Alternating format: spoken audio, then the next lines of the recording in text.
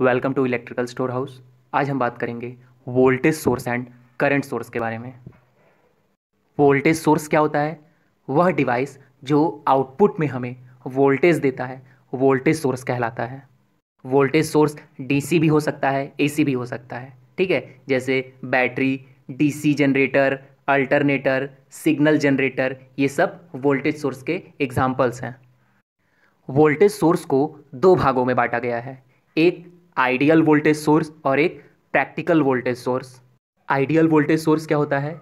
वे voltage source जिनका terminal voltage हमेशा constant रहे, चाहे उनके टर्मिनलों के बीच लोड कनेक्टेड हो या ना कनेक्टेड हो, उसे आइडियल वोल्टेज सोर्स कहते हैं। ठीक है, आइडियल वोल्टेज सोर्स का इंटरनल रेजिस्टेंस नहीं होता है। देखिए, आइडियल वोल्टेज सोर्स वास्तविक रूप में संभव नहीं होता है, लेकिन सैद्धांतिक रूप में यह मान्य होता है। आइडियल वोल्टेज सोर्स का इंटरनल रेजिस्टेंस जीरो होता है। ठीक है, आइडियल वोल्टेज सोर्स को कभी भी शॉर्ट सर्किट नहीं किया जा सकता। दो डिफरेंट वैल्यू के वोल्टेज सोर्स को कभी भी पैरेलली में कनेक्ट नहीं किया जा सकता आइडियल वोल्टेज सोर्स में। यहाँ पर आइडियल वोल्टेज सोर्स का सर्किट बना हुआ है, DC ideal voltage source and AC ideal voltage source. ठीक है, देखिए, आइडियल वोल्टेज सोर्स में जो इंटरनल रेजिस्टेंस होता है वो जीरो होता है, मतलब सर्किट में कोई भी रेजिस्टेंस नहीं होता है। ठीक है, और आइडियल वोल्टेज सोर्स को हम कभी भी शॉर्ट सर्किट नहीं कर सकते। अब हम बात करते हैं प्रैक्टिकल वोल्टेज सोर्स के बारे में। देखिए, यदि आइडियल वोल्टेज सोर्स के सीरीज में एक इंटरनल रेजिस्टेंस या इम्पिडेंस को हम कनेक्ट कर दें तो यह प्रैक्टिकल वोल्टेज सोर्स बन जाता है। मतलब प्रैक्टिकल वोल्टेज सोर्स का रेजिस्टेंस या इम्पिडेंस होता है, जैसा कि आप इस सर्किट में देख सकते हैं। Practical DC voltage source and practical AC voltage source. Practical voltage source का वोल्टेज ओपन सर्किट वोल्टेज में मैक्सिमम होता है, जो उसका ईएमएफ होता है, इलेक्ट्रोमोटिव फोर्स।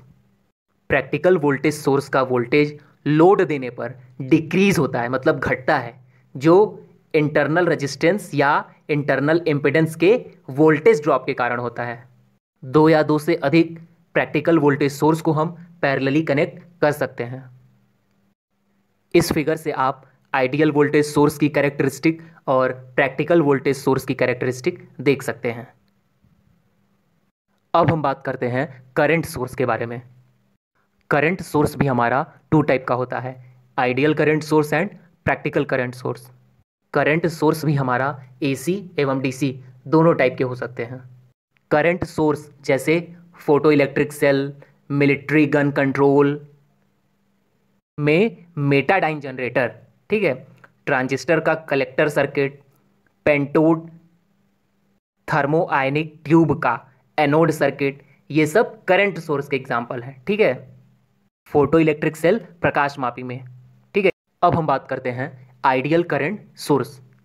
वे सोर्स जिनका आउटपुट हमेशा कांस्टेंट करंट होता है, चाहे वो लोड से कनेक्ट हो या ना कनेक्ट हो, उसे आइडियल करंट सोर्स कहते हैं। आइडियल करंट सोर्स में भी कोई इंटरनल रेजिस्टेंस नहीं होता है, as it is ideal voltage source की तरह। आइडियल वोल्टेज सोर्स को ओपन सर्किट में नहीं रखा जा सकता। दो या दो से अधिक डिफरेंट वैल्यू के करंट सोर्स को सीरीज में एक साथ नहीं दिखाया जा सकता। आइडियल करंट सोर्स को आप इस सर्किट में देख सकते हैं, इसमें कोई भी इंटरनल रेजिस्टेंस नहीं ऐड किया गया है। ठीक है, इन्हें हम ओपन सर्किट में भी नहीं रख सकते।